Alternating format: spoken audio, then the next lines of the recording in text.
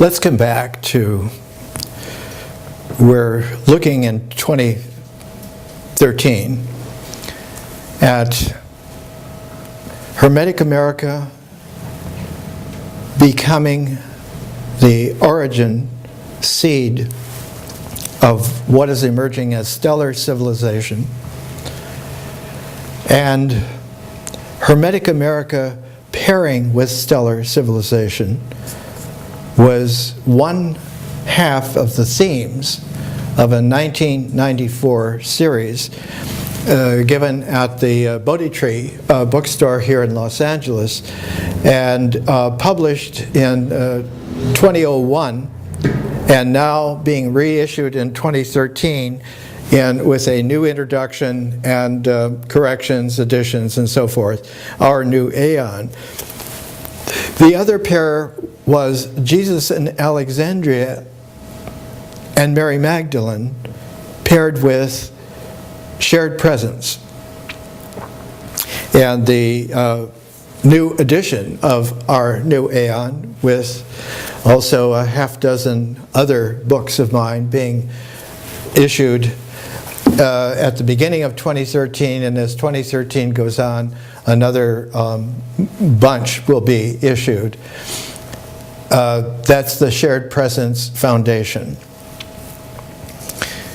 The quality of the 1994 series, original series, shifted a program that I had worked on since the mid-1960s in San Francisco. And when it began in San Francisco, it began as a contribution to interdisciplinary studies. When I began in 1965 in San Francisco, there were only 3 universities in the United States that taught a humanities major specifically in interdisciplinary studies. One of them was Columbia in New York, another was the University of Chicago, and the third was San Francisco State. And I was there at San Francisco State.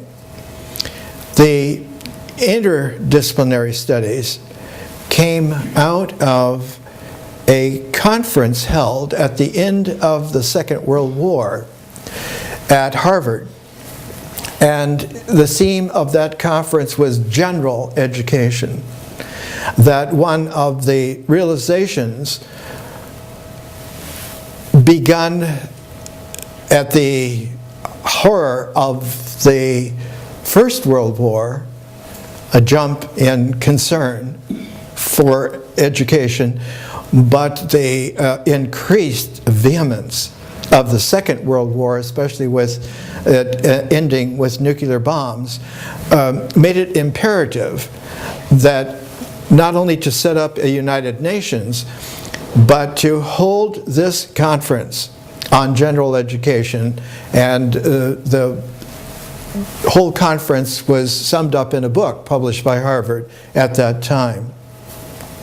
By 1965, it was apparent that something was radically wrong with the way in which general education had been formulated, and out of that, that interdisciplinary studies was being touted. And I was the one who leveled the charge that by making it interdisciplinary studies, you were trying to bridge over between disparate disciplines and to make the bridging network somehow a superstructure over the disciplines which were left intact. So that instead of having the architecture of a building, you had the different floors and different rooms as different and connected only by elevators or communication lines. but that the building itself was not seen as an architecture. So that the interdisciplinary was a proliferation of the separation of disciplines and not at all a real maturing education. When I was hired in 1970 to go to Calgary, Alberta, Canada, to design a new supposedly interdisciplinary program for a brand new type of a college. The college was designed by Stanton Leggett and Associates in Chicago when they built Chicago City College out near O'Hare Airport, and it was done in a Le Corbusier style, where it was bare concrete impressed with wood grain swirls, but the tenor of the architecture was that this followed as a development Le Corbusier's original 1920s architecture. He talked about houses and buildings being machines to live in. But as he matured, especially by doing a major construction in India, in the Punjab, where he built the entire city of Chandigarh, and it is now in Pakistan. But that experience of building an entire city, all of the buildings, all of the houses, laying it out, Le Corbusier realized that his major vision was not a machine for living in, but was a book that he had done in the later 1920s called The Radiant City. That there was a human radiance that needed to be featured, and that the buildings would sustain this radiance, and whether it was a house or a building or even a city, one had the sense here that the architecture on all of these levels was to be radiantly humane and creatively freeing. And so the City College of Chicago was actually a space-age building. And when they came to Calgary in the 1960s had developed tremendous oil fields, not just drilling oil wells into the ground for traditional oil, but they had experimented with the extracting of oil from geological tar sands that spread over hundreds and hundreds of miles of Alberta. And eventually the head geophysicist whose laboratories at the University of Calgary established the technique of extracting oil from the tar sands. He was originally from part of Turkey called, the city is Diyarbakir, but Diyarbakir traditionally was not so much Turkish, but it was Kurdish. And the Kurds, of course, have not had their own country for quite some time. Persia claimed part of the Kurds. Iraq was set up with part of the Kurds. Turkey claimed part of the Kurds. But Nikmetin Mungan, as his proper name was, everyone referred to him as Nick. His genius was that he was methodical in going through all of the possibilities and came up with the specific techniques and methodology to extract, and thus the province of Alberta, as soon as this went into mass production, became so wealthy that none of the citizens of Alberta paid income tax. Instead, they were given benefit checks amounting to several $1,000s a person. And they decided that since they had Canadian chic money, that they would build new hospitals and new schools. And so they asked for world-class architecture firm, and Stanton Leggett and his associates were chosen because someone had visited City College of Chicago. And they designed Mount Royal College as being a massive 15-acre building that was shaped very much like a gigantic UFO. And that there were to be no intervening walls in this 15-acre structure, but instead there were to be juxtaposed, 3 layers juxtaposed, so that the basic layer was like the grounding of the entire structure. But all of the high arching concrete shells, as they were interspacing shells, very much like the early shell architecture of Felix Candela in Mexico. So that you got a sense when you were in the building that you had come into literally a spaceship, a gigantic, enormous spaceship. And from the ground plaza floor to the tops of the dome was about 50 feet. But the dome was intersecting arcs of domed glass skylights, enormous.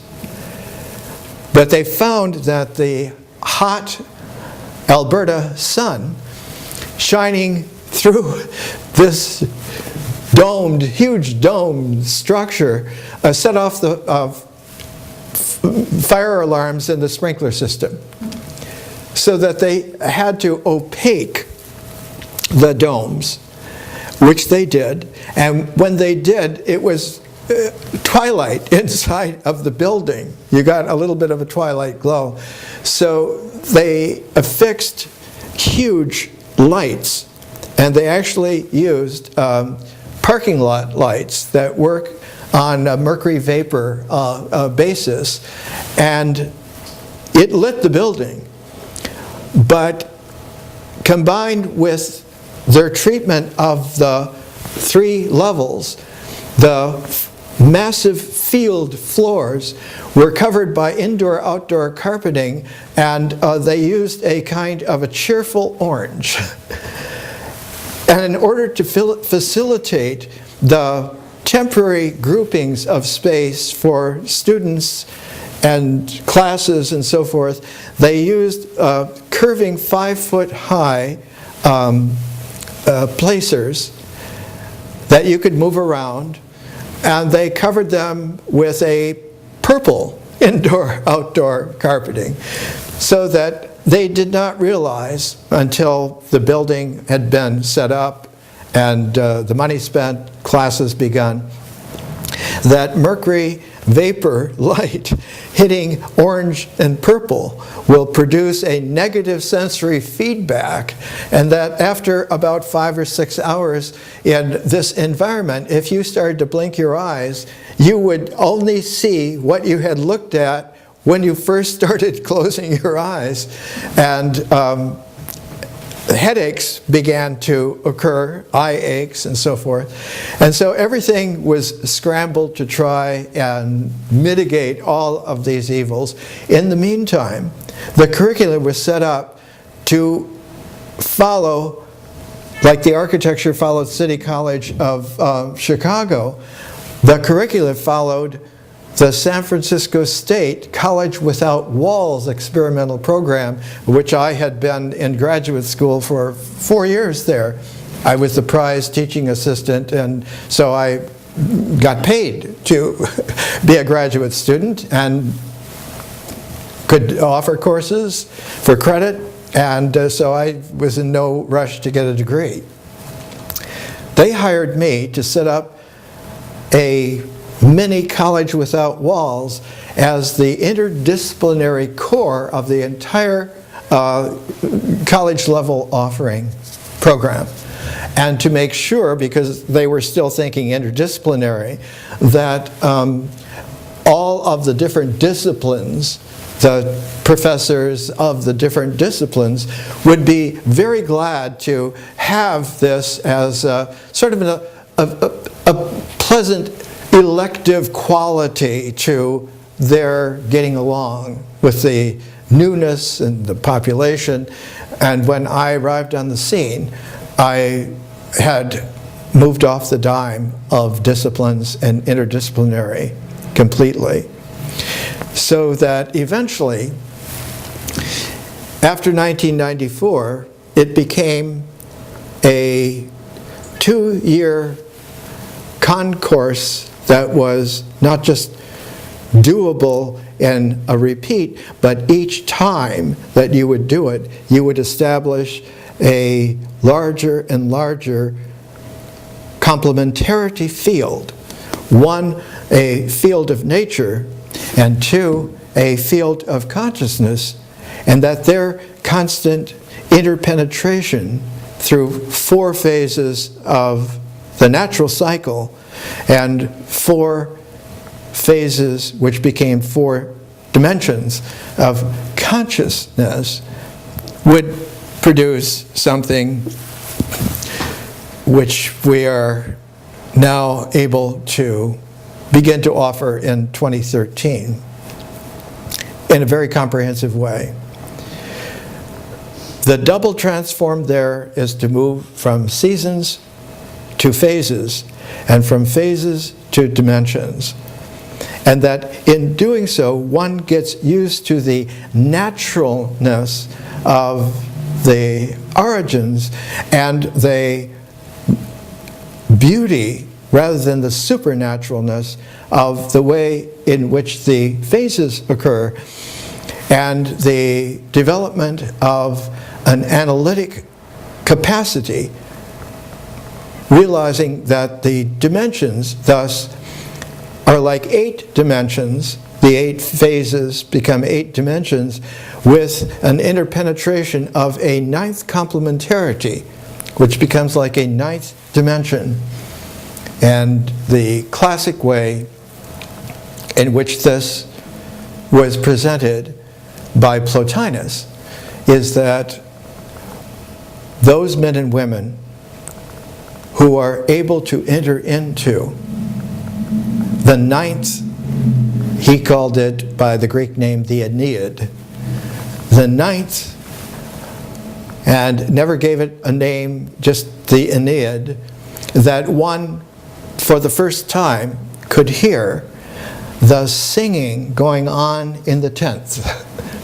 So this 10th heaven, the highest heaven, was a super kind of space. That learning by 2006-07 was able to be called the learning civilization. And out of the learning civilization comes the tenor, the taste, the tone of the future of our species and the future of our civilization, being star system wide in terms of its home, and being on the interstellar frontier in terms of its actuality. By 2016, 2 of our earliest probes in our interplanetary system, the Pioneers, 9 and 10, and 2 sophisticated later probes, the Voyagers, 1 and 2. Those 4, by their designs, were sent out to be like to the 4 quarters of the sphere of our star system. And by 2016, all 4 of them will be penetrating through what is called the heliopause. That is where the sun's radiance, the solar wind, slows down because it encounters increasingly the interface with the interstellar medium.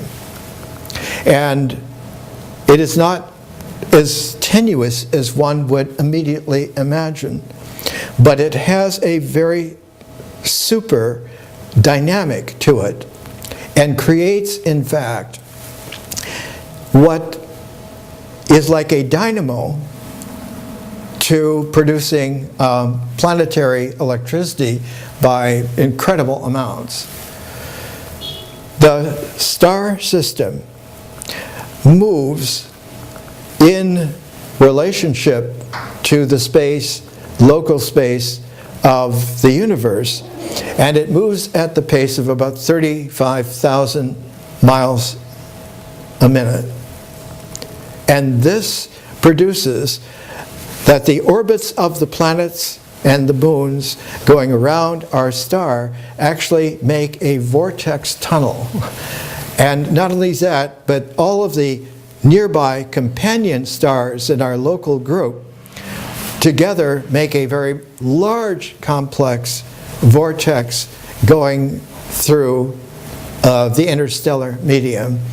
And that, in fact, the whole arm of our Milky Way galaxy makes an incredibly large stir of vortex complexities. And there are complexities even larger where there are groups of galaxies, and not just like our Milky Way galaxy, 100,000 light years in diameter, but all of the satellite galaxies that we have, like the Large Magellanic Cloud, the Small Magellanic Cloud, and about 7 or 8 others, the moons of our galaxy, all together with our galaxy, make an incredible complex of vortices. And because our local group of galaxies has 2 main galaxies, the Andromeda and our Milky Way, they act in a very interesting fashion. They're almost like birds that hunt together, like hawks. They eventually, in their hunting together, come into very close proximity. Currently, they're 2.2 million light years apart, but at some incredible distant future, they will actually begin to have an interreaction, not only between themselves, but their whole clusters of satellite galaxies as well. What stellar civilization amounts to is realizing that we have now taken enormous leaps. In 1969, when Neil Armstrong stepped first down on the moon, he said 1 small step for man, and 1 giant leap for mankind. About 6 or 7 years ago, we sent the Cassini exploring probe to Saturn. The moon is 240,000 miles from Earth. Saturn is 1 billion miles from Earth. And we did this in the space of just 2 generations. Our New Horizons probe will be at Pluto by 2016. The New Horizons will be the first time that we include in not just the last planet, but Pluto now is considered as not being a planet, being a dwarf planet, but as being a member of the Kuiper Belt, named for a Hermetic American. Originally he was Dutch from the Netherlands, and his name was Gerard Kuiper, and he was at the University of Chicago. I'll bring later on. He's the first one to do a detailed atlas of the moon, big red boxed set that was good enough for the Apollo missions to be able to know where they were going and to actually achieve not a trajectory there. You can't just go on a trajectory.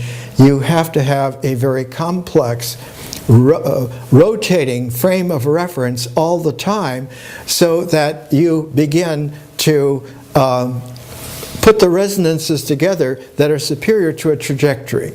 A trajectory is mechanical. It's like a ballistic missile, which once thrown will be thrown as far as you have aimed it. But a trajectory to go, not just to the moon, but to other planets, to explore our star system, is an amazingly complex item of a prismatic matrix.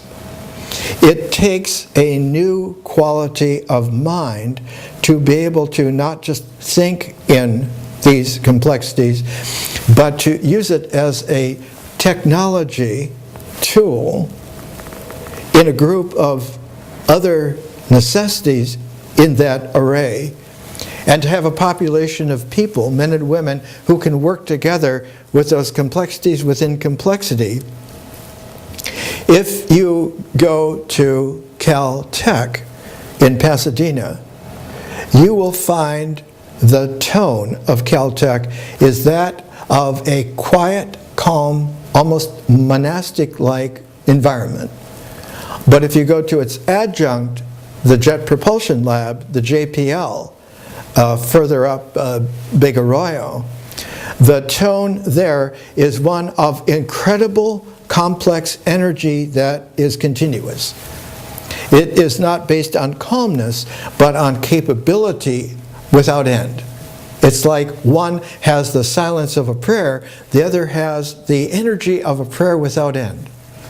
And it is this quality that stellar civilization is making available all over the planet, and has been doing so increasingly, because the reference wave for that goes back to the middle of the 17th century, around 1650, where the mechanism, the mechanics of a Descartes was finally being seen through by young mathematical geniuses who were able to go beyond the mechanistic. Two of them, Leibniz and Newton, both by the 1670s, were beginning to understand that this was looking outside of the dome of the mental structure of the universe, and by looking outside of it completely, recognizing that they themselves had looked outside of what they thought themselves to be.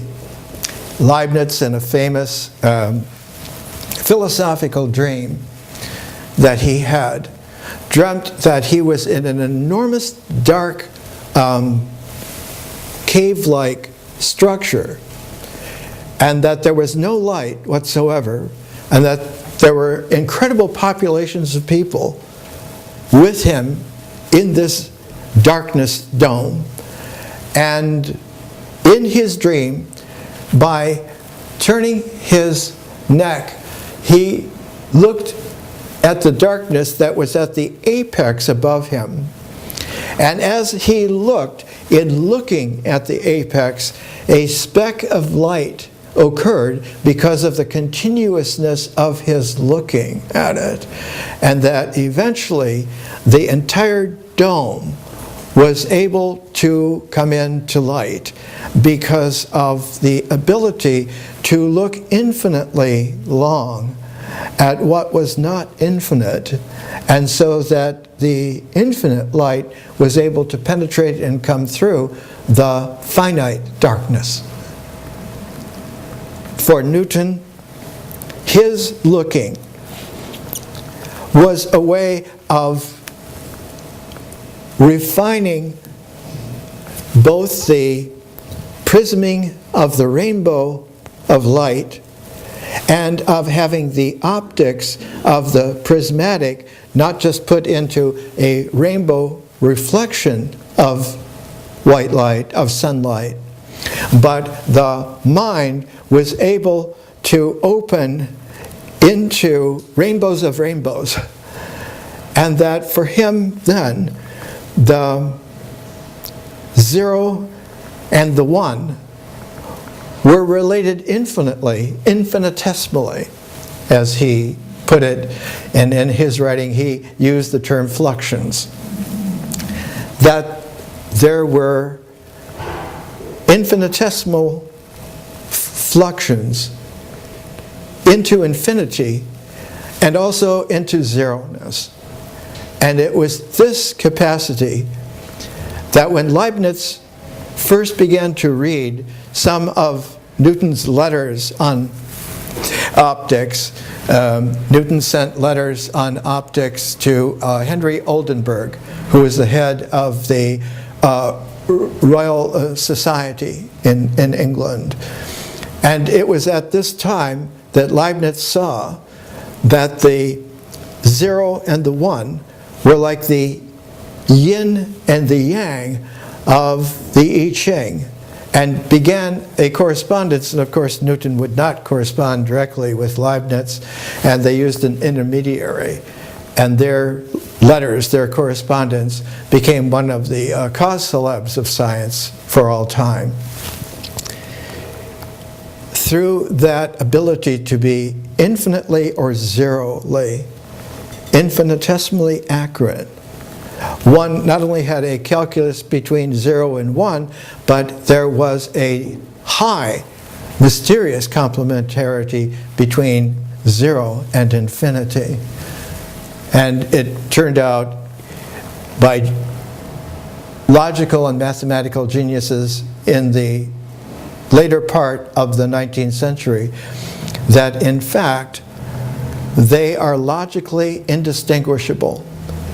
Any logical form, you can substitute infinity or 0, and it will not change the logicality of the structure or the expression. When 2016 comes, with the 2 pioneers and the 2 voyagers penetrating through the heliopause into interstellar space, that quality has a visual complexity of incredibly structured vortical reflections. And it comes not because there's some thing there, but because there is a relationality that becomes apparent because of the continuity of the way in which the telemetry reaching the minds of the men and women who have been keeping track all this while. The pioneers went to Jupiter in the very early part of the 1970s, and the Voyagers came about 5 years later. And they've been not only tracked, but comprehended all of this time by a population of men and women at JPL, who over the generations now have come to understand that there is a whole planetary distribution of men and women like themselves. And one of the great centers of this new planetary stellar civilization based on a planetary cooperation of men and women over indefinite complexities in time is in Chile, in the high Atacama deserts of Chile. Some of not just large telescopes, but large families of telescopes. The very large array, Atacama Large sub-millimeter and sub-millimeter array, it's called ALMA, is so powerful now that they have been able to image, actually here at the beginning of 2013, the way in which a star system actually forms in a complementary way, that the central star is linked to an enormous expanse of gas, charged gas, and that a pair of vortices comes to feed the star and have it grow. At the same time, the response in the gas is for the particality of condensation to continue so that planets and stars form together. You don't just have a star and then the planet, that they grow together so that there is such a thing as a star system. A stellar civilization inhabits that kind of complexity. More next week.